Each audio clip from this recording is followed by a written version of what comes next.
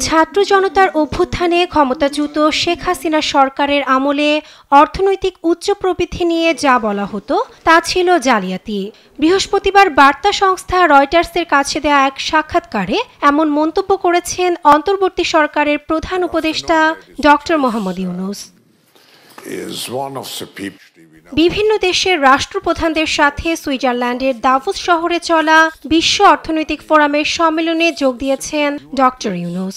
সম্মেলনের ফাঁকে রয়টার্সকে দেয়া ওই সাক্ষাৎকারে ইউনূস বলেন, হাসিনা দাভোসে এসে দেশ কিভাবে চালাতে হয় সে কথা সবাইকে বলেছেন, তবে সে সময় কেউ তাকে প্রশ্ন করেননি। এটা কোনো ভালো ব্যবস্থা হতে পারে না।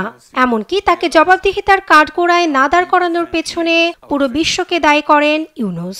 বলেন, এটি বিশ্বের জন্য একটি শিক্ষা। অন্তর্ভুক্তিমূলক প্রবৃদ্ধির গুরুত্ব ও সম্পদের বৈষম্য কমানোর প্রয়োজনীয়তার উপর জোর দিয়েছেন ডক্টর ইউনূস। এ সময় অর্থনৈতিক প্রবৃদ্ধির হার দিয়ে মানুষের জীবনমানের উন্নতি তুলনা করতে চান না বলেও উল্লেখ করেন অধ্যাপক ইউনূস। বলেন, তিনি এমন অর্থনীতি চান যেখানে সম্পদ পুঞ্জীভূত করার ধারণা এড়িয়ে চলা হয়। একেবারে প্রান্তিক পর্যায় থেকে শুরু করে প্রতিটা মানুষের জীবনমানের উন্নতির লক্ষ্যে কাজ করতে চান বলে জানান তিনি।